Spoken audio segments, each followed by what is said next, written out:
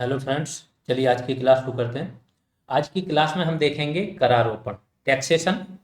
Taxation system जो India में है, कैसे टैक्स लगाया जाता है, कौन कौन से टैक्स होते हैं, प्रत्यक्ष टैक्स और अप्रत्यक्ष टैक्स। ठीक है। जीएसटी भी देखेंगे, अप्रत्यक्ष में आता है। उससे संबंधित जो भी अवधारणाएं सारी डिटेल में जानेंगे वन बाई वन करके। तो चलिए शुरू करते हैं। सबसे पहले कर क्या होता है ये आपको पता होना चाहिए।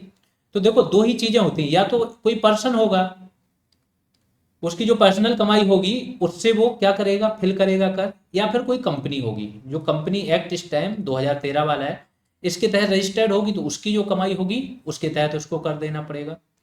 तो व्यक्ति और फर्में, फर्में मतलब कंपनी, तो व्यक्ति तथा फर्मों द्वारा सरकार को किया जाने वाला अनिवार्य भुगतान, दैट मीन्स ये आपको करना ही करना है। अगर आप उस लिमिट में आते हो, कर के दायरे में आते हो, तो आपको करना ही है, इसमें आपकी मर्जी नहीं चलेगी। एक प्रकार का हस्तांतरण भुगतान होता है। हस्तांतरण की परिभाषा मैं बता चुका आपको, कि जिसमें जो आप भुगतान करते हो उसके बदले आपको कुछ मिलता नहीं है। वो बात अलग है कि देश को बहुत कुछ मिलता है। जब आप कर का भुगतान करते हो तो देश का विकास होता है, सुरक्षा पे खर्च होता है, सारी चीजें होती है। बट इंडिविजुअली गवर्नमेंट आपको कुछ नहीं दे देती है कि लो डायरेक्ट आपने दिया आपको इतना मिल गया, वो नहीं होता। हाँ, उस विकास से आप लाभ उठाते हो। ठीक है। स्कूल बना दिया, रोड बना दी, उस सब का आपको लाभ मिलता है। कोई सब्सिडी दे दी, कोई भत्ता दे दिया, वो इंडिविजुअली भी मिल गया, बट वो केवल आपको नहीं मिलता है, बाकी लोग भी जो आ रहे हैं दायरे में उनको मिलता है। दूसरा होता है सरचार्ज। देखो, एक सरचार्ज होता है, एक सेस होता है, बहुत ही माइनर सा अंतर होता है, तो ये समझ लेना। एक तो दोनों चीजें क्या होती है, कर के ऊपर कर होता है, कर के ऊपर कर। दैट मीन्स आपकी अगर 3 लाख तक की आय है, ठीक है, ये आय है, इसमें आपने 10% टैक्स दिया कर, तो क्या होगा, 10% तो हो गया टैक्स, तो कितना आ गया, 30,000। इसमें से 30,000 आप क्या कर रहे हो, कर दे रहे हो। अब इस कर पे जो सरचार्ज लगे ना, इस पे जुड़ेगा, तो फिर से 10% हो गया। तो इसका 10% जो सरचार्ज है आपका, वो कितना हो जाएगा, 3,000। तो आप टोटल कितना पे करोगे, 33,000। ये होता है सरचार्ज का मतलब। लेकिन एक किस पे लगाया जाता है, अधिक आमदनी वाले जो लोग हैं, एक क्राइटेरिया तय कर देते हैं कि 20 लाख से ऊपर जिनकी आय हो, या जो 1 लाख से ऊपर टैक्स भरते हैं उन पे ही सरचार्ज लगेगा। ऐसा कुछ क्राइटेरिया गवर्नमेंट बनाती है, जिससे अधिक आमदनी वाले लोग ज़्यादा कर दें। क्योंकि आय का वितरण भी तो है एक प्रकार से। आय का वितरण कैसे है, कि सरकार अमीर लोगों से टैक्स ले रही है और फिर गरीबों को वो सुविधाएं दे रही है, फ्री में अन्न बांट रही है, पीडीएस बांट रही है, और भी चीजें बांट रही है, सब्सिडी दे रही है। तो आय का पुनर्वितरण भी कर को बोला जाता है। दूसरा है शेष। शेष में क्या होता है ना, ये सभी को पे लगाया जाता है। पहली चीज तो ये सभी पे लगाया जाता है, ये केवल अधिक आमदनी वाले लोगों पे लगाया जाता है। दूसरा चीज, ये बेस टैक्स पे लगाया जाता है, ओवरऑल टैक्स पे नहीं लगता है। तो यहाँ पे टैक्स में सरकार क्या करती है, काफी सारी कटौती भी होती है, और भी कुछ एडिशन होते हैं। तो ओवरऑल मिला के जो आपका होता है, सब पे लगता है ये आपका क्या, सरचार्ज। लेकिन जो शेष होता है उपकर, वो केवल जो आपका बेस टैक्स बनता है उस पे लगता है, और ये सभी लोगों पे लगता है, पहली चीज। अब करों के प्रकार जान लेते हैं, क्या होते हैं प्रकार। एक होता है प्रोपोर्शनल टैक्स, आनुपातिक कर। इसमें क्या होता है, कि अगर कर योग्य जो आपकी आय है उसमें परिवर्तन भी हो रहा है ना, तो भी कर की दर में परिवर्तन नहीं होगा। दैट मीन्स अगर इन्होंने 10% दर फिक्स कर दी, तो कितनी भी आय आपकी हो रही है सेम दर रहेगी, आपको 10% कटेगा। ये मेनली आपका अप्रत्यक्ष कर में ज्यादा होता है। ठीक है। अप्रत्यक्ष कर सब पे सेम लगता है। आप टीवी लेने गए तो जीएसटी जो आपके लिए लगेगा, वही जो अमीर अंबानी ने भी वही टीवी खरीदी अगर, तो उन पे भी लगेगा। ठीक है। दूसरा होता है प्रोग्रेसिव टैक्स। इसमें क्या होता है, कि आय में अगर वृद्धि हो रही है, अगर आपकी आय बढ़ रही है, तो कर की दर भी बढ़ेगी। दैट मीन्स क्या होता है, कि 3 लाख तक की आय है तो 0%, 3 से 5 है तो 5%, 5 से 10 है तो 10%, ऐसे बढ़ती जाती है कर की दर। ठीक है। और ये लगातार बढ़ती जाती है, तब इसको बोलते हैं प्रगतिशील टैक्स। आगे चलते हैं। एक प्रोग्रेसिव की जगह एक रिग्रेसिव भी आता है, इसका just opposite. Regressive tax system क्या होता है, इसमें कर की दर बढ़ती है और कर कम होता है। ठीक है। तो कर की दर बढ़ाएंगे अगर, नहीं, कर की आय बढ़ेगी, आपकी कर योग आय बढ़ेगी, तो कर की दर क्या होगी, कम होगी। तो ये मेनली कौन से देश करते हैं, वैसे तो अभी ये कहीं पे नहीं लगा है, लेकिन ये देश इसलिए करते हैं कि कर, आप आय बढ़ाने के लिए क्या करो, प्रोत्साहित हो। जितनी आय आपने बढ़ाई उतनी दर कम हो गई। जैसे 10 लाख तक कमा रहे हो तो आपसे 15% ले रहे हैं, अगर आप 20 लाख तक कमा रहे हो तो आपसे बोलेंगे कि आप 13% दे दो, ऐसे। बट ये कहीं लागू नहीं है। फिर होता है अगला आपका डिग्रेसिव टैक्स। ये क्या होता है, इसको हिंदी में बोलते हैं अधोगामी कर। इंडिया में यही लागू है पहली चीज। इसमें क्या होता है, आय बढ़ती है पहले तो कर की दर भी बढ़ेगी, लेकिन एक टाइम पे आके फिक्स हो जाती है। जैसे इंडिया में 30% पे फिक्स है कि पहले आपकी बढ़ेगी 30% तक, 5% भी लगेगा एक आय तक, फिर 10%, और फिर 15-20 करके 30 पे ये क्या होगी, स्थिर हो जाएगी। कर की अभी लेटेस्ट दरें जो पिछले बार का बजट है उसमें देख लेना, क्योंकि इसमें 2 प्रकार के कर शुरू कर दिए थे कि 5 लाख, एक कर जो था आपका सिस्टम उसमें 5 लाख तक 0% कर देना था आपको, और एक में था आपको 3 लाख। तो इसके सिस्टम को एक बार चेक कर लेना। वैसे अंदर से नहीं पूछते हैं कि इंडिया में क्या दरें चल रही, क्योंकि दरें हर बार बदलती रहती हैं। कटौती देख लेते हैं क्या होती है। कटौती वो चीज होती है जो आपकी कुल कर योग्य आय में से घटाती है। कर योग्य आय जो होती है उसमें से घटती है, टैक्स में से नहीं घटती। जो आपका कर बनता है उसमें से नहीं घटेगी। जैसे आपने 5 लाख कमाए तो ये गवर्नमेंट ने बोल रखा है कि 0 से 3 लाख तक हम 0% लेंगे, तो ये कटौती हो गई। यहाँ से 5 में से 3 लाख आपके घटा देंगे, तो केवल 2 लाख जो आय है वो आपकी कर योग्य रहेगी। इसको बोलते हैं डिडक्शन। और भी होता है, और कटौती होती है, गवर्नमेंट ने कुछ और बोल रखा है कि आप कहीं इन्वेस्ट करते हो ऐसी चीज़ों में जो समाज सेवा से रिलेटेड है, और भी चीज़ों से रिलेटेड है, परोपकार से रिलेटेड, तो क्या करेंगे, सरकार और भी कटौती देती है। तो ये सब मिला के कटौती हो। एक और शब्द होता है टैक्स रिबेट। अब इंग्लिश में इसलिए ये सारी चीज़ें कराएं, डायरेक्ट रिबेट ही पूछेगा आपसे। हिंदी में टर्म बहुत कम पूछते हैं, डायरेक्ट इंग्लिश टर्म को ही हिंदी में लिख देते हैं। तो कर की राशि में से घटाते हैं। इसमें जो आपकी राशि आई ना, जो मैंने बताया था, जैसे 3 लाख है आपके, 3 लाख में से आपका 10% है तो 30,000 आपकी कर बैठा आपके ऊपर। तो आपको अगर 3,000 की छूट दे रखी है ना, तो इसमें से घटेगी आप कितना, 27,000 कर दोगे। तो जो आपका फाइनल कर बचता है उसमें से घटाते हैं रिबेट। और डिडक्शन किस में से घटता है, कर योग्य आय में से। इतना अंतर है। अब देख लेते हैं कर के प्रकार। प्रत्यक्ष कर क्या होता है, वह कर जो कोई व्यक्ति या फर्म है प्रत्यक्ष रूप से उस संस्था को भुगतान करता है जिसने उसे लगाया है। समझ लो क्या होता है कि प्रत्यक्ष कर वो कर होता है जिसमें कोई व्यक्ति या फर्म है अगर, तो उसी पे लगाया। जैसे इनकम टैक्स है, इनकम टैक्स ने आपके ऊपर लगाया, तो आप डायरेक्ट इनकम टैक्स को पे कर रहे हो उसी को। अप्रत्यक्ष कर क्या होता है कि जैसे टैक्स लगा, जीएसटी वगैरह, ये अप्रत्यक्ष कर है, तो इसमें भुगतान आप किसी और को करते हो, पहुंचता फाइनली किसी और के पास है। ठीक है, तो बहुत सारे हाथों से जाता है और यहाँ डायरेक्ट जाता है, बस इतना अंतर है। तो जैसे आप हो, आपने कोई चीज साबुन खरीदा, अब साबुन जो बनाने वाली फैक्ट्री है, फैक्ट्री ने कोई साबुन बनाया, वहीं से उस पर क्या लग गया, जीएसटी लग गया। तो 10 रुपए का साबुन था, 12 का बेचा। ये जीएसटी इसने किससे वसूल लिया, जो होलसेल है, जो यहाँ से डायरेक्ट फैक्ट्री खरीद रहा है। होलसेलर ने, रिटेलर जो छोटे दुकानदार हैं उनने खरीदा, तो इसने अपना फायदा निकाल के इसमें भी टैक्स जोड़ दिया, तो इससे भी 12 रुपए वसूल लिए। ठीक है, अब ये फाइनल जो आदमी इसको खरीदेगा, बायर जिसको बोला जाता है, ये इससे वसूल लेगा, अपना फायदा जोड़ के 13 रुपए वसूल लिए। तो फाइनली दिया किसने, इस व्यक्ति ने जो यूज कर रहा है। और किन किन हाथों से पहुंचा, और पहुंचा कहाँ, सरकार के पास ही पहुंचना है, लेकिन बहुत सारे बीच में हाथ आ गए, डायरेक्ट सरकार को पे नहीं कर रहा है बंद। ये हो गया प्रत्यक्ष कर। प्रत्यक्ष कर के उदाहरण देख लो, आयकर हो गया, निगम कर हो गया। आयकर मतलब इनकम टैक्स, इसको बोलते हैं कॉर्पोरेट इनकम टैक्स, निगम कर। न्यूनतम वैकल्पिक कर, मैट, मिनिमम अल्टरनेटिव टैक्स। लाभांश वितरण, लाभांश मैं पहले बता चुका हूँ कि किसी कंपनी का लाभ होता है, टोटल कंपनी को लाभ हुआ, जैसे 10,000 करोड़, 10 के करोड़ वगैरह, रिलायंस को ऐसे ही होता है तिमाही में लाभ। इस 10,000 करोड़ में कंपनी कुछ इन्वेस्ट कर देती है, जैसे 5,000 करोड़ इसने इन्वेस्ट कर दी, और 5,000 करोड़ इसने रख दिया कि हमारे जो भी शेयर होल्डर्स हैं जितने परसेंट शेयर है उस हिसाब से बढ़ जाए। तो इसको बोलते हैं लाभ का अंश जो वितरण किया जाएगा। इस पर भी कर लगता है। प्रतिभूति लेन देन कर, अगर आप बॉन्ड और शेयर का भी लेन देन कर रहे हो तो उस पर भी गवर्नमेंट एक टैक्स लगाती है।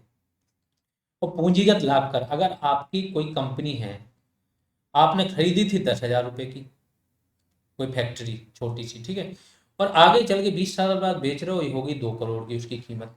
तो ये जो पूंजी बड़ा है, आपका जो लाभ हुआ उस पर भी गवर्नमेंट टैक्स लगाती है, पूंजीगत लाभ पर लेती है। अप्रत्यक्ष कर मैंने बता दिया, बहुत सारे हैंड से जाता है, डायरेक्ट जो आप पे लगाता है वो उसको आप नहीं पे करते हो। एक व्यक्ति, फर्म, संस्था पर लगाया जाने वाला वह कर जो अन्य व्यक्तियों के माध्यम से सरकार तक पहुंचता है। एग्जाम्पल क्या है, वस्तु और सेवा कर या माल या सेवा कर, जिसको क्या बोला जाता है, जीएसटी। एक प्रकार का वैल्यू एडेड टैक्स है जीएसटी। वैल्यू एडेड क्या होता है, जो कच्चा माल होता है ना उस पर नहीं लगता है। कच्चा माल आपने दिया फैक्ट्री को, फैक्ट्री क्या करेगी, जैसे आपने गेहूं दिए, गेहूं किसी कंपनी को बेचे 20 रुपए के जी, ठीक है। एक कंपनी ले गई, इसने फैक्ट्री में इसकी साफ सफाई कराई, सारी चीजें कराई, इसके बाद इसका आटा बना दिया। तो 2 रुपए इसका पर केजी पे ये खर्च आ गया जो कंपनी ने कराया। अब इसका 22 का पड़ा, लेकिन ये बेच रही 30 का या 35 का, तो ये 8 रुपए इसको क्या हो रहे हैं, फायदा हो रहा है। इसी पे जो वैल्यू एडिशन इसने किया है ना, इस पे टैक्स लगता है जीएसटी, ठीक है। इस 8 रुपए पे जीएसटी लगेगा, इसको बोलते हैं वैल्यू एडिशन। उत्पाद शुल्क हो गया, जो आप उत्पाद शुल्क होता है एक्साइज ड्यूटी, नहीं, कस्टम एक्साइज अलग होता है। उत्पाद शुल्क में आप इसका इंग्लिश देख लेना, जो आप प्रोडक्ट होता है उस पे लगता है, ठीक है।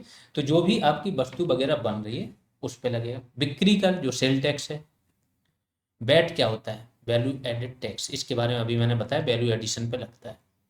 एक अप्रत्यक्ष कर होता है, जो वस्तुओं तथा सेवाओं के प्रत्येक उत्पादन वितरण स्तर पर होने वाली मूल्य वृद्धि पर लगता है, ठीक है। तो उत्पादन का जो है स्तर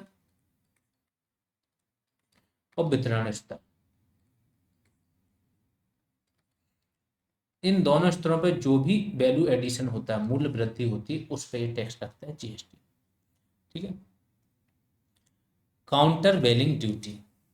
काउंटर वेलिंग ड्यूटी क्या होती है, देखो दुनिया भर के देश क्या चाहते हैं कि उनका निर्यात बढ़े। निर्यात बढ़ेगा तो उनके पास क्या होगा, विदेशी मुद्रा बढ़ेगी। विदेशी मुद्रा बढ़ेगी तो उनका बैलेंस ऑफ पेमेंट काफ़ी मजबूत हो जाता है। वो देश दुनिया भर के देशों से कोई भी मशीनरी वगैरह आयात कर देते हैं। तो ये देश क्या करते हैं या कंपनी क्या करती है, अपना सामान चाहती है कि सस्ता रहे। जब इनका सामान बहुत सस्ता रहता है तो दूसरे देश में जब ये जाता है तो उस देश के लोग क्या इसको खरीदते हैं, क्योंकि सस्ता मिल रहा है, क्वालिटी वही मिल रही है। जैसे चाइना के जितने भी मोबाइल हैं इंडिया में कितने ज़्यादा बिकते हैं, एमआई लेते हो आप, वीवो लेते हो, ओप्पो लेते हो, यही सब तो चल रहा है, वन प्लस, सारे चाइनीज हैं। क्योंकि ये उससे अच्छी क्वालिटी दे रहा है उससे कम प्राइसेस में। अब इसमें क्या होता है, गवर्नमेंट को तो इससे घाटा हो रहा है, देश को घाटा हो रहा है, क्योंकि यहाँ से वो कमा के ले जा रहे हैं पैसा। तो इसमें क्या होता है, कुछ खेल भी होता है इन कंपनियों का। वहाँ की सरकार क्या करती है, कभी कभी सब्सिडी दे देती है हर यूनिट पे, कि हम इतनी सब्सिडी दे रहे हैं, तो वहाँ पे 4,000 लागत आई और 1,000 सब्सिडी दे दी, तो अब फोन की लागत कितनी बची, 3,000 रुपये। अब ये इंडिया में बेचेंगे 3,000 में, इंडिया वाले की लागत 4 ही आ रही है, वो 4 में ही बेच रहा है। तो ये होता है। तो क्या होता है, यह एक अतिरिक्त सीमा शुल्क। अब जब यहाँ पे सस्ता होगा तो भारत की गवर्नमेंट क्या चाहेगी, वो क्या करेगी, इस पे एक एक्स्ट्रा टैक्स लगा देगी, जिससे कि इसकी कीमत भी 4,000 के आसपास पहुंच जाए और हमारे देश की जो कंपनियां हैं वो इससे कम्पीट कर पाए। तो बस यही होता है काउंटर वेलिंग ड्यूटी। यह एक अतिरिक्त सीमा शुल्क होता है जो एक निर्यातक सरकार द्वारा, निर्यातक मतलब चाइना, जो निर्यात कर रही इंडिया, दी जाने वाली सहायकी मतलब सब्सिडी, वो अपनी कंपनियों को दे रही है कि बना के ले जाओ वहां पे सस्ता बेचो। या वहां पे जीएसटी कम है, जैसे जीएसटी की दरें इंडिया में 18%, तो कोई चीज 100 की है 118 हो गई, वहां पे जीएसटी की दरें 2% रखी है तो वो 102 की बिक रही, तो भी अंतर आ गया मूल्य में। तो या फिर कम अप्रत्यक्ष कर, इसके कारण क्या होता है, उसके मूल्य में अंतर आता है, तो इस अंतर को समाप्त करने हेतु लगाई जाती है। तो एक प्रकार का क्या अतिरिक्त सीमा शुल्क होता है, पहली चीज ध्यान रखना। अतिरिक्त सीमा शुल्क कौन लगाएगा, इंडिया लगाएगी, इंडियन गवर्नमेंट लगाएगी, जहां पे ये आयात हो रहा है। जो निर्यात कर रही है गवर्नमेंट, उसकी अगर गवर्नमेंट ने वो अगर सब्सिडी दे रखी है, वहां पे अप्रत्यक्ष कर कम है, तो इसके अंतर को ये समाप्त कर देता है, ये जो एक्स्ट्रा कर है। डंपिंग क्या होता है, आपने कभी कचरा वगैरह देखा, डंपिंग ग्राउंड होते हैं, सेम डंपिंग होती है सामानों की। सामानों की कंपनी जानबूझ के क्या करती है, अपने मूल्य कम रखती है, ठीक है। लागत तो उसको पड़ी, लेकिन लागत के साथ साथ कंपनी को क्या होता है, एक तो लागत इसने कम कर ली जो लग रही है, दूसरी चीज कंपनी क्या करती है कि उसने अपना फायदा, बाकी कंपनी को 100 रुपये चाहिए, इसने बोला हम 5 रुपये पर यूनिट बहुत है, ₹5 ही चाहिए, तो बाकियों से इसके कितने 95 रुपीज क्या हो गए, कम का प्रोडक्ट है। लेकिन ये कहाँ से भरपाई करेगा, ये भरपाई करेगा कि जहाँ पे इसकी 100 यूनिट बिक रही थी, यहाँ इसकी 1000 बिक जाएंगे, तो इसका फायदा हो गया। 1 लाख बिक गई, प्लस लोगों को आदत भी हो गई इसकी उसकी। तो कंपनी एक प्रकार से सस्ता माल डंप कर देती है, और इसी डंपिंग को रोकने के लिए लगती है एंटी डंपिंग ड्यूटी। एक कंपनी अपने उत्पाद विदेशों में उस मूल्य पर बेचती है, डंपिंग क्या होता है, जो उस देश के घरेलू बाजार मूल्य से कम हो। तो जैसे इंडिया में, यहाँ पे चाइना की बात हो रही, चाइना अपने उत्पाद कहाँ पे, इंडिया में बेचेगी। इंडिया का घरेलू बाजार मूल्य किसी चीज का 30 रुपये, लेकिन ये 25 में बेचेगी चाइना की कंपनी, तो ये इसको बोलते हैं डंपिंग। बल्क में डंप कर देगा मटेरियल, क्योंकि सस्ता आ रहा है। इसी डंपिंग को रोकने के लिए क्या है, एंटी डंपिंग ड्यूटी, अतिरिक्त सीमा शुल्क जो डंपिंग पर अंकुश लगाने हेतु लगाया जाता है। ठीक है, अगला चलते हैं टैक्स हेवेंस। टैक्स के लिए स्वर्ग, टैक्स हेवेंस देश होते हैं, ये क्या होते हैं ना, छोटे छोटे देश होते हैं, जैसे मॉरिशस, मॉरिशस और सिंगापुर। ठीक है, ये ऐसे देश हैं, सर्वाधिक एफडीआई इन दो देशों से आता है इंडिया। सिंगापुर नंबर 1 पे रहता है, मॉरिशस 2 पे, कभी ये 1 पे कभी 2 पे। अब ये छोटे छोटे देश हैं, यूएसए चाइना वगैरह, इनसे नहीं आता, क्योंकि इन देशों ने क्या है, अपने यहाँ जो निवेश है उसकी शर्तें बहुत उदार बना रखी। आर्थिक जितनी भी आर्थिक नियम है वो बहुत उदार हैं। पहली चीज, टैक्स बहुत कम है इनके यहाँ। तो ये क्या करती हैं, ये अपने यहाँ से इंडिया में इन्वेस्ट भी मारेंगी और टैक्स देंगे यहाँ पे। तो यहाँ पे कम टैक्स है, पता चले यहाँ पे 10% ही टैक्स है और इंडिया में 30%। तो अपनी कंपनी को दिखा देते हैं कि हमारी कंपनी यहाँ की है, कंपनी भी लगाएंगी वहाँ पे और प्लस निवेश यहाँ से करेंगे। ठीक है, तो यह वो है, छोटे छोटे देश होते हैं जो उदार आर्थिक नीति अपनाते हैं, करों की दरें निम्न रखते हैं तथा निवेशकों की, जो निवेश कर रहा है उनकी गोपनीयता भी बनाए रखते हैं, किसी को पता भी नहीं चलता है कि किसने निवेश किया। ठीक है, आगे चलते हैं। राउंड ट्रिपिंग, राउंड ट्रिपिंग क्या होता है, कभी ट्रिप की आपने, कहीं जाना होता है ट्रिपिंग, यहाँ से आप दिल्ली से कहाँ गए, JNK, जम्मू कश्मीर, ट्रिप की, लेकिन राउंड ट्रिप फिर वापस भी तो आना है, फिर यहाँ सेम पैसे के मामले होता है। यहाँ से पैसा गया दूसरे देश, वही पैसा किसी और के नाम पे आ गया कि दूसरे देश ने भेजा है निवेश के रूप में। तो अब ये क्यों करेगा कोई, क्योंकि यहाँ पे ब्लैक मनी होगी, यहाँ पे ब्लैक मनी होगी, और यहाँ से जब किसी और के नाम पे आएगा, विदेशी के नाम पे, तो ये वाइट हो जाएगी। तो यही होता है। इसके अंतर्गत धन को पहले विदेश भेजा जाता है, फिर विदेशी निवेश के रूप में भारत आता है, इसे बोलते हैं राउंड ट्रिपिंग। लेकिन राउंड ट्रिपिंग होती किस पर्पज से, ये है दूसरी, मनी लॉन्ड्रिंग।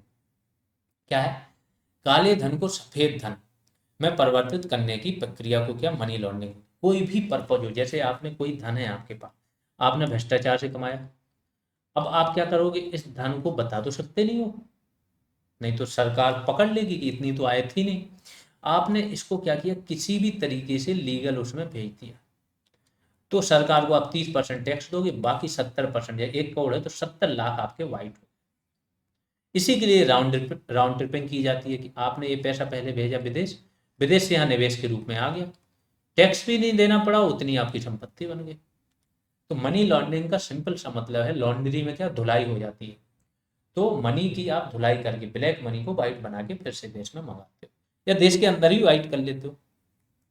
सेल कंपनी क्या होती है, ये सारे टर्म्स आपके आते हैं और पूछे जाते हैं। सेल कंपनी वो कंपनी होती है जो केवल कागजों पे होती है, कागजों पे होती हैं, इनका ऑफिस होता भी है तो वो भी कागजों पे होता है, कोई इन पर कार्य नहीं होता, ना कोई वस्तु बनती है, ना कोई सेवा देते हैं लोग, केवल कागजों पे दिखाते हो। इसमें क्या करते हैं, इनको बनाया, कागजों पे दिखाया, ये बता दिया हमने इतना उत्पादन किया, इतना टैक्स दे रहे हैं, इतना किया, इतना दे रहे हैं। इससे क्या होता है कि टैक्स बचा लेते हैं लोग। जैसे एक कंपनी ने 10 लाख कमाए, तो 3 लाख तक इसका फ्री है, बाकी 7 लाख पे टैक्स देगा। सेम अगर इस कंपनी के उसको आपने डिवाइड कर दिया 3 कंपनी, तो एक में दिखाया 3 लाख, एक में 3 और दूसरे में 3, 9 लाख तो आपके यहाँ माफ हो गए। 3 लाख तक की कमाई पे कोई टैक्स नहीं, यहाँ सिर्फ 1 लाख पे आप टैक्स दे रहे हो, इसलिए कंपनी बनती है। मनी लॉन्ड्रिंग के लिए भी सेल कंपनी बनाया जाता है कि आपके पास मनी है, आप टैक्स देने को रेडी हो, लेकिन आपको फायदा दिखाना होगा, तो आपने कागजों पे कंपनी बनाई, बताया हमने ये व्यापार किया था, इतना फायदा हुआ, ये टैक्स ले लो और ये हमारी मनी वाइट कर दो। तो ये सारी चीज़ें क्या है, सेल कंपनी केवल कागजों में रजिस्टर्ड परंतु जमीन पर कोई व्यवसाय या क्रियाविधि नहीं होती है। कर वंचन या कर वंचन मतलब कर को ना देना, किसी भी तरीके से कर को बचा लेना देने से, या मनी लॉन्ड्रिंग हेतु इसका उपयोग होता है। पॉइंट पोएम देख लेते हैं। पॉइंट या प्लेस ऑफ इफेक्टिव मैनेजमेंट क्या है? क्या हो रहा था कि पहले कुछ कंपनियां थी जो सिंगापुर में है या मॉरिशस में, तो ये इंडियन लोग ही होते थे। ये क्या करते थे, यहाँ पे दिखा देते थे कि हमारी कंपनी यहाँ पे रजिस्टर्ड करा ली सिंगापुर में। अब सिंगापुर में टैक्स कितना है, 10%। अब यहाँ पे रजिस्टर करा के सारे ऑपरेशन कहाँ हो रहे हैं, इंडिया में। इंडिया का इन देशों से एक एग्रीमेंट होता है, DTAA, double taxation avoidance agreement, ठीक है। इसमें क्या होता है कि कोई भी कंपनी दो जगह टैक्स ना दे। जैसे गूगल वगैरह है तो इंडिया में टैक्स नहीं देती, यूएसए में देती, कमाती इंडिया से भी है, ऐड वगैरह से। अब थोड़ा बहुत लगाने लगे ये लोग। तो इसमें क्या होता है कि यहाँ पे इंडिया का इन देशों से एग्रीमेंट है कि अगर कोई कंपनी आपके यहाँ रजिस्टर्ड है तो वो आपके यहाँ टैक्स देगी, हमारे यहाँ रजिस्टर्ड है तो हमारे यहाँ टैक्स देगी। अब इसका फायदा कंपनियां उठाने लगे। वो जो टैक्स हेवन देश होते हैं जहाँ पे कर की दरें कम होती हैं वहाँ रजिस्टर करा देते हैं, और इंडिया में क्या करते हैं, ऑपरेशन करते हैं। सब चीज़ यहाँ चल रहा है, मीटिंग भी यहाँ चल रही है। तो अब गवर्नमेंट ने एक नियम बनाया कि अगर पूरा मैनेजमेंट कंपनी का यहीं पे है, मीटिंग भी यहीं पे हो रही है और सारे निर्णय यहीं पे लिए जा रहे हैं, तो कहीं पे भी रजिस्टर्ड हो ये माना जाएगा कि कंपनी यहीं की। अब हर बार तो आप लेके जाओगे नहीं मैनेजमेंट को, मीटिंग तो आपको डेली होनी है, चीज़ें डेली होनी है। तो इससे क्या होगा कि इस चीज़ को जो आप कहीं पे भी रजिस्टर्ड करा के इंडिया से कमा रहे हो, टैक्स भी बचा रहे हो, इस चीज़ को थोड़ा सा क्या है, इस पर रोक लगे। डबल टैक्सेशन अवॉइडेंस एग्रीमेंट मैंने बता दिया कि दो देशों में आपस में एग्रीमेंट होता है कि जहाँ पे रजिस्टर्ड हो कुछ शर्तें होती हैं तो आप वहाँ पे टैक्स लोगे, और अगर उन शर्तों को इंडिया में पूरी हो रही है तो यहाँ। एक होता है base erosion and profit shifting, बहुत इंपॉर्टेंट है, ध्यान देना क्या है ये। इसमें क्या होता है कि एक कंपनी MNC कंपनी है, उसकी कई जगह शाखाएं हैं, तो क्या करेगी, इंडिया से टैक्स बचाने के लिए अपनी दूसरी शाखा में अपना प्रॉफिट ट्रांसफर कर देगी। ये दिखा देगी कि यहाँ पे कम प्रॉफिट हुआ, यहाँ पे 10 लाख का ही हुआ और 7 लाख यहाँ हुआ, जबकि 17 लाख यहीं होने थे। तो यहाँ से टैक्स बचा लेगी, दूसरे देश में एक तो टैक्स कम है और जो छूटे हैं उनका भी लाभ मिल जाता है, ठीक है। इस तरीके से भी काम होता है, इसको बोला जाता है base erosion and profit shifting. GST पे आ जाते हैं। गुड्स एंड सर्विस टैक्स, पता है आपको, प्रणब मुखर्जी थे उस टाइम पे राष्ट्रपति, एक बड़ा सा घंटा बजा के इन्होंने रात में लागू किया था ये। 2016 में अधिनियम आया था, 17 से लागू हुआ। ऐसा अधिनियम था जिसमें ना केवल संसद से पारित होना था 2/3 बहुमत से, और जो देश की हाफ, आधे से ज़्यादा, उस टाइम पे 29 थे राज्य, तो 15 से ज़्यादा राज्यों की विधानसभाओं से भी इसको सामान्य बहुमत से पारित होना था, तभी ये लागू होना था। ये सारी चीज़ें लागू हो गई, ठीक है। इसका इतिहास देख लेते हैं, कब क्या आया। सर्वप्रथम 1954 में फ्रांस ने इसे लागू किया था। वर्तमान में 160 से भी ज़्यादा देशों में ये लागू है। कौन सा, GST। एक सेनबेट 2002 में क्या है, सेंट्रल बेट करके गवर्नमेंट ऑफ इंडिया ने इसे लागू किया था। एक हल्के फॉर्म में लागू किया था लेकिन लागू किया था। वैल्यू एडेड टैक्स क्या होता है मैं बता चुका आपको, ये वैल्यू एडिशन पे लगता है ना कि कच्चे। 2007-8 के बजट में GST की घोषणा हुई थी, ये भी हुआ था कि लागू इसको कराएंगे, पर 2009 आते आते ये मुद्दा पीछे छूट गया था, लागू नहीं हुआ था। जब कांग्रेस गवर्नमेंट में थी तो बीजेपी GST का विरोध करती थी। जब बीजेपी आ गई और पारित कराने लगी तो कांग्रेस ने विरोध किया। हमारे देश में ये सब चलता है। 101वां संविधान संशोधन अधिनियम 2016 इसका GST का था, ठीक है। अब ये अधिनियम 2017 से लागू हुआ। इसके तहत अनुच्छेद 246 ये जोड़ा गया संविधान में, संविधान संशोधन भी हुआ था, ध्यान रखना, ठीक है। पहले कौन कौन से कर थे, राज्यों के कुछ कर थे, वो देख लेते हैं कौन कौन से। एक खरीद कर, लग्जरी कर, बैट या बिक्री कर, मनोरंजन कर और चुंगी कर। केंद्रीय कर भी थे कुछ, सेवा कर, केंद्रीय उत्पाद शुल्क, अतिरिक्त सीमा शुल्क, ड्यूटी, अतिरिक्त उत्पाद शुल्क, ये सारे कर थे। सबको अब मर्ज करके सिंगल टैक्स हो गया आपका क्या, GST। और GST के और भी फायदे हैं, एक बाजार बन गया, एक राष्ट्र एक बाजार। पहले क्या होता है, हर राज्यों की सेम चीज़ पे अलग अलग कर होते थे, परसेंटेज दर अलग। तो अगर यहाँ पे कोई चीज़ सस्ती मिल रही, बाइक, रोड टैक्स वगैरह अभी भी अलग होते हैं, रजिस्ट्रेशन शुल्क, लेकिन बाकी ये टैक्स अब सेम हो गए, ठीक है। तो यहाँ पे बाइक पता कुछ अलग रेट है, दूसरी जगह अलग है, ऐसे चलता था। दूसरी चीज थी कि कर के ऊपर कर, कास्केडिंग इफेक्ट बोलते हैं इसको। ये क्या होता है कि जैसे गवर्नमेंट ऑफ इंडिया 10 रुपए की कोई चीज बनी, गवर्नमेंट ने 2 रुपए टैक्स लगा के इसको 12 की कर दी। अब स्टेट गवर्नमेंट लगाएगी इस पे टैक्स 3 रुपए, तो गवर्नमेंट इसी 12 के ऊपर लगा देगी, ठीक है। इस पे टैक्स नहीं लगाती गवर्नमेंट, ये जो 12 की उसके यहाँ पहुंची, इसी पे स्टेट गवर्नमेंट टैक्स लगा देगी। तो 12 का अगर उसको 20% लेना है तो 2.4 रुपीज यहाँ पे लगा देगी। तो ऐसे फिर अगला किसी को टैक्स लगाना है, वो इसके ऊपर लगा देगी, तो ये 14.4 पे लगेगा। इस प्रकार से टैक्स के ऊपर टैक्स इतने सारे लगते थे, और ये कास्केडिंग इफेक्ट इसी को बोलते थे। ये भी समाप्त हुआ इससे। फायदा क्या हुआ, एकीकृत राष्ट्रीय बाजार बन गया, कास्केडिंग इफेक्ट खत्म हो गया। ई वे बिल होता है, अब आप जा रहे हो रास्ते में, आपके ट्रक को पहले एक राज्य से दूसरे राज्य में जाना है ना, दिक्कत बहुत होती थी, चुंगी पे हजारों ट्रक खड़े रहते थे, वसूली होती थी। अब रास्ते में जा रहे हो, आपने ऑनलाइन ई वे बिल बना लिया, सारी पर्ची लगाई, सब चीज, कोई आपको रोकेगा ही नहीं, सब सही है, ओके। अब वसूली तो कोई रोक ही नहीं सकता, वो फिर भी होती है, वजन ज्यादा दिखा के सारी चीजें, बट ये बिल वाली टेंशन आपकी पर्ची वाली खत्म। जीएसटी क्या होता है भारत के बारे में, भारत में वस्तुओं तथा सेवाओं की आपूर्ति पर लगने वाला गंतव्य आधारित अप्रत्यक्ष कर। ध्यान रखना, पहले जो कर होता था ना, ये जो वस्तु या सेवा कर का अलग अलग कर के फॉर्म थे, तो जहाँ कोई वस्तु बनती थी ना, जैसे गुजरात में बन रही, तो यहीं टैक्स देना पड़ता था, यहाँ की गवर्नमेंट को फायदा हो जाता। अब जबकि टैक्स का फाइनल पेमेंट कौन करता था, जो उसको यूज कर रहा है, अप्रत्यक्ष कर कौन देता है, जो यूज कर रहा है। तो यूज पता चले यूपी की जनता कर रही है, तो यूपी की जनता टैक्स दे रही है, और टैक्स मिल किसको रहा है, गुजरात को, ऐसे होता था। अब ये गंतव्य आधारित कर है, जहाँ बन रही वहाँ टैक्स नहीं लगेगा, या उस राज्य को वो टैक्स नहीं जाएगा जहाँ पे बिक रही है, इस राज्य को जाएगा। तो गंतव्य आधारित अप्रत्यक्ष कर है, यह एक मूल्य वर्धित कर है, वैल्यू एडेड टैक्स है, ठीक है। जीएसटी के प्रकार है, एक केंद्र का जीएसटी होता है, एक राज्य का। केंद्र के सीजीएसटी बोलते हैं, और राज्य को एसजीएसटी। फिर इन दोनों को एक ही का जीएसटी भी होता है, दो राज्यों के बीच में हो रहा है, ठीक है, और भी बहुत सारे कई राज्यों के बीच में हो रहा है, तो ये आईजीएसटी भी होता है। ये सारे जीएसटी के प्रकार हैं। यहाँ पे इंटीग्रेटेड जीएसटी होता है, तो ये पूरा केंद्र के पास जाता है, फिर केंद्र उस राज्य के हिसाब से बंटवारा कर देता है। जीएसटी परिषद जान लेते हैं क्या है। देखो जीएसटी है, तो जीएसटी एक प्रकार का आपका संघवाद, कोऑपरेटिव फेडरलिज्म, सहकारी संघवाद, इसका उदाहरण है जीएसटी, ठीक है। तो इसके लिए एक क्या जीएसटी परिषद बनी, इस परिषद में केंद्रों के भी प्रतिनिधि, राज्यों के। केंद्र को 1/3 वोटिंग राइट्स हैं, और 2/3 राज्यों को दे दिए, लेकिन टोटल 3/4 वोटिंग से ही क्या होता है, आपका कोई भी निर्णय लिया जाता है। तो 273 ए अनुच्छेद, ध्यान रखना, संविधान का है। इसके तहत राष्ट्रपति इसको गठित करता है, जीएसटी परिषद को। इसका अध्यक्ष, पदेन अध्यक्ष होता है, जो केंद्र में वित्त मंत्री हो, दैट मीन्स अभी निर्मला सीतारमन जीएसटी परिषद के अध्यक्ष हैं। इसका जो सचिव होता है वो केंद्रीय राजस्व सचिव होता है, ध्यान रखना, मंत्रालय, राजस्व मंत्रालय।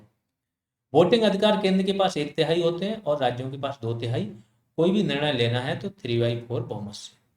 इसकी दरें क्या क्या होती हैं इंडिया में, तो देखो वैसे बोलते हैं टोटल 4 दर हैं, लेकिन बहुत जगह ये 5 दरों वाला भी क्वेश्चन आया, क्योंकि 0% दर तो 0% है, लेकिन इसको ऐड किया गया, इसमें वस्तु भी ऐड रहती है। तो ये आपको डिसाइड करना है थोड़ा, और इस पर मॉक सॉल्व कर लेना। तो 0% भी है, 5% भी है, 12% भी है, 18% और 28%, ठीक है, ये दरें हैं। कुछ वस्तुएं जो जीएसटी में शामिल नहीं है, ठीक है। तो कौन कौन सी वस्तुएं जीएसटी में शामिल नहीं की, पेट्रोलियम उत्पाद, high speed diesel, motor spirit, प्राकृतिक gas, ATF aviation turbine fuel, जो आपके एरोप्लेन वगैरह होते हैं, जहाज वगैरह, हवाई जहाज, इसमें क्या होता है, ये फ्यूल लगता है, एटीएफ। और शराब जो व्यक्ति पीता है, ठीक है। ये सब क्या है, अभी जीएसटी में शामिल नहीं किए गए। एक चीज और नहीं शामिल की गई, इलेक्ट्रिसिटी। इलेक्ट्रिसिटी हर राज्य अपने हिसाब से टैक्स लगाता है, उसी हिसाब से उसको बढ़ा देता है, ये भी शामिल है। एक एक्ट आया था, FRBMA एक्ट 2003। क्या था ये, physical responsibility and budget management act. इसमें क्या था, फिजिकल मतलब जो होता है राजकोषीय, तो राजकोषीय एक रिस्पॉन्सिबिलिटी होनी चाहिए। तो मेनली ये क्या है, लोन को था, कि जो लोन ले रही है ना गवर्नमेंट, वो लोन एक प्रकार से मैनेजेबल होने चाहिए, ऐसे नहीं होने चाहिए कि एक टाइम ऐसा आ जाए पाकिस्तान की तरह कि दिवालिया होने की कगार। इसके लिए बिल लेके आया गया था 2003 में। इसमें बोला कि आने वाले 5 साल में, मतलब 2008 तक था, कि आपको जो फिजिकल डिफिसिट है, राजकोषीय घाटा है, उसको 3% से नीचे करना है, और R&D रेवेन्यू डिफिसिट है वो आपको 0% करना है। ये सरकार को रिस्पॉन्सिबिलिटी दी गई थी, लेकिन सरकार इसको कभी भी पूरा नहीं कर पाई, तो हर बार इसका क्या है, डेट बढ़ा देती। इस बार भी बढ़ाया, लेकिन ये था कि FD आपका 3.5% तक आ जाता था, सरकार का इसके अंडर में कर लेती थी। केंद्र की बात हो रही, राज्यों का तो स्ट्रिक्टली उन पर लागू था, वो तो करते ही करते थे फॉलो। और रेवेन्यू डिफिसिट आपका थोड़ा बहुत रहता था, बट कम रहता था। कोविड आया तो 9.5% तक पहुंच गया आपका फिजिकल डिफिसिट, रेवेन्यू भी 3 से 4% पहुंच गया। अभी भी बीच में मोदी गवर्नमेंट ने एक संशोधन किया था FRBMA एक्ट में, ठीक है, और इसमें इसकी टाइमलाइन और बढ़ा दी थी कि अभी हम इसको नहीं लागू कर पा रहे हैं, आगे तक करेंगे, कोशिश करते हैं हर साल गवर्नमेंट। तो ये एक्ट समझ लेना किससे रिलेटेड था। वित्त आयोग का भी चर्चा होता है, आपका 15वां वित्त आयोग बना था अभी, NK सिंह की अध्यक्षता में, है ना। उसने अपनी सिफारिशें भी दी थी, लागू भी हो चुकी, तो जानते हैं सब कुछ। एक तो ये संवैधानिक आयोग है, अनुच्छेद 280 इसी के लिए दिया गया। गठन राष्ट्रपति करता है। अधिकतर जितनी भी केंद्र स्तर पर संस्थाएं हैं, कोई आयोग है, उनका गठन राष्ट्रपति ही करते हैं, मैक्सिमम का। अब जैसे नीति आयोग है, नीति आयोग का गठन कौन किया था, PM, एक कार्यकारी आदेश से लागू, ठीक है। बाकी सबका गठन कौन करते हैं, ये सब। तो अनुच्छेद 280 के तहत राष्ट्रपति द्वारा गठन, एक अध्यक्ष होता है जो लोक मामलों का ज्ञाता, और 4 इसके अन्य सदस्य होते हैं, कोई वित्त मामलों का ज्ञाता हो, कोई अर्थशास्त्र का ज्ञाता हो, कोई राजस्व मामलों का, ऐसे करके ये सबकी अलग अलग वो है। इनका कार्य क्या है, राष्ट्रपति को यह सिफारिश करना कि संघ और राज्यों, अभी बता देता हूँ, कि ऊपर केंद्र है और राज्यों, तो स्टेट्स हैं अलग अलग, इनके बीच में करों का बंटवारा किस फॉर्मूले के आधार, ठीक है, जो कर हैं, केंद्र ने जितने भी कर इकट्ठे किए, सबका हिस्सा राज्यों को मिलता है, ठीक है। तो बंटवारा किस हिसाब से, वो फॉर्मूला विकसित करना, पहली चीज। दूसरी चीज, अनुदान देना, ये तो बंटवारा हो गया, करों में उनका हिस्सा था। दूसरा चीज होता है राज्यों को अनुदान देना, विकास कार्य, वो किस आधार पर दिया जाए। राष्ट्रपति अन्य जो कार्य सौंपे वो भी इन्हें करना पड़ता है। चौथा क्या होता है कि राज्य वित्त आयोग होता है। राज्य वित्त आयोग ये डिसाइड करता है कि आपका कितना परसेंट आप पंचायतों को दोगे, ये राज्य वित्त आयोग डिसाइड करेगा।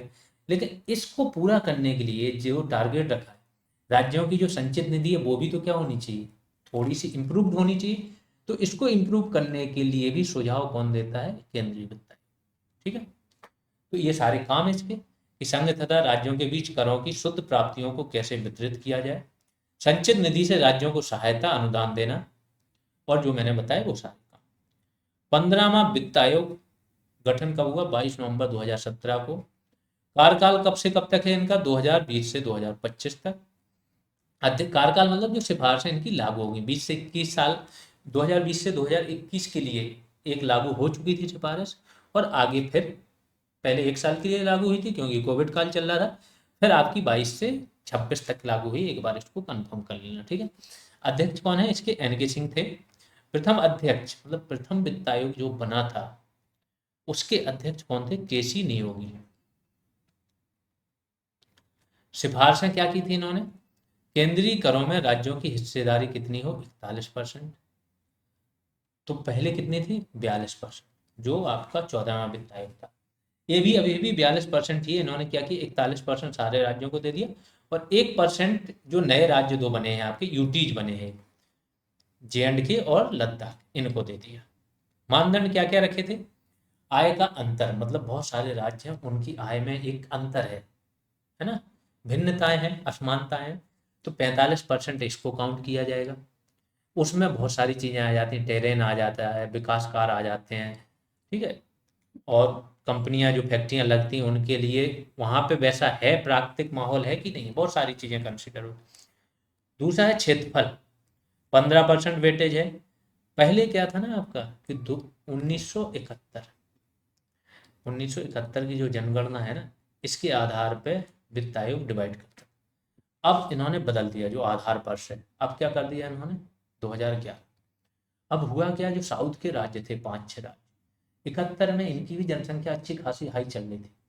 फिर इन्होंने जो जनसंख्या नियंत्रण कानून अच्छे से लागू किया, शिक्षा स्वास्थ्य सुविधाएं सुधार की, इनकी जनसंख्या नियंत्रित हो गई। और यहाँ पे यूपी बिहार और जो नॉर्थ के राज्य हैं, इनमें धड़ाधड़ बढ़ी।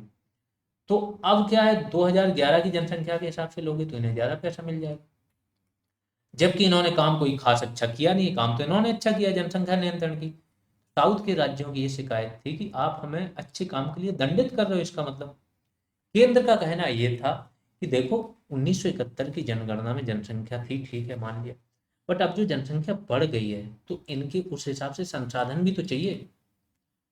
अब तक तो हम इसी से जोड़ते आ रहे थे, लेकिन अब तो कम से कम संसाधन इस हिसाब से दिए जाएं कि इनकी संसाधनों की भी तो पूर्ति हो जाए। तो इन्होंने दोनों लोगों के लिए इंतजाम कर दिया। इन्होंने क्या किया, जनसंख्या 2011 वाली 15% वेटेज दिया, और जनसांख्यिकीय प्रदर्शन, इसका सिंपल सा मतलब हुआ जनसंख्या नियंत्रण जो है लागू करना, उसमें 12% वेटेज दे दी। वन एवं पारिस्थितिकी को 10%, और कर एवं वित्तीय प्रयास, ये हो गया FRBMA, इसको आपने किस तरीके से लागू किया, ये प्रयास आपके देखेंगे, उसमें 2.5% वेटेज।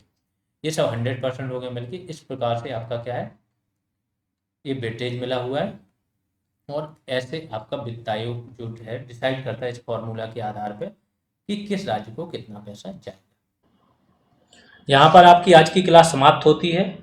ये हमारे 2 बैचेज चल रहे हैं, एक चल रहा है BPO का पेड बैच और दूसरा चल रहा है जूनियर असिस्टेंट का पेड बैच। इसमें आपको BPO के पेड बैच में क्या मिल जाएगा, पंचायती राज पर सारी वीडियो क्लासेज मिल जाएंगी, और उनकी PDF आपको सिंगल PDF में मिल जाएगी 346 पेजेज की। सिंगल PDF आपको कंप्यूटर की मिल जाएगी 280 पेजेज की। टॉपिक वाइज MCQs टेस्ट मिल जाएंगे, बहुत इंपॉर्टेंट है। सोचो कि ये सारे जितना भी आपका कंटेंट है, इसको हमने थ्योरी फॉर्म में कवर करा दिया, फिर वो सारा कंटेंट आपका किस में आ गया, MCQs फॉर्मेट में, प्लस और भी MCQs आ गए जो मार्केट में कहीं पर भी थे, वो यहाँ पर आपको मिल जाएंगे।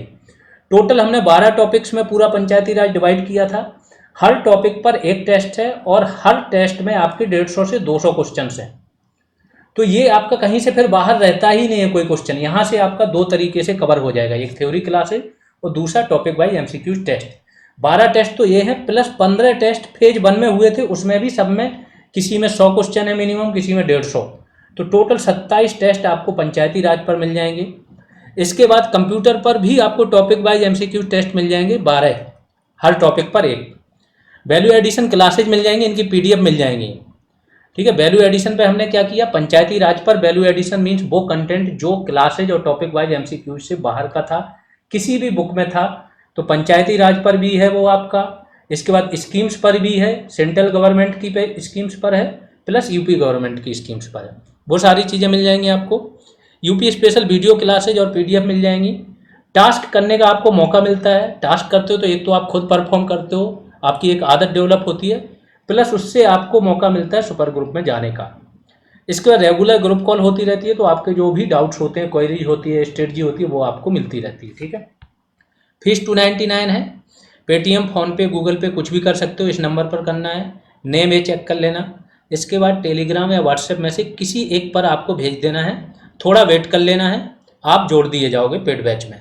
अगर कोई क्वेरी है तो इस नंबर पर आप कांटेक्ट कर सकते हो। सेम बैच हमारा जूनियर असिस्टेंट का भी चल रहा है। यहाँ पे भी आपको सारी PDF मिल जाएंगी, topic wise MCQ, revision program मिल जाएगा। इसके बाद टास्क मिल जाएंगे, value addition classes, full test और रेगुलर गाइडेंस। यहाँ पे भी सेम सारी चीज़ें हैं। बहुत अच्छा ये बैच चल रहा है। यूपी PCS से ऊपर लेवल का आपको यहाँ पर कंटेंट कराया जा रहा है, ठीक है। बैच फीस 299 ही अब कर दी है सारे स्टूडेंटों की डिमांड पर। फ़ोनपे और पेटीएम कुछ भी इस पर भी कर सकते हो, सेम प्रोसेस है जो BPO का था। इस नंबर पर पे करना है और ये नेम चेक कर लेना है, स्क्रीनशॉट यहाँ भेज देना। चलिए अभी के लिए इतना ही।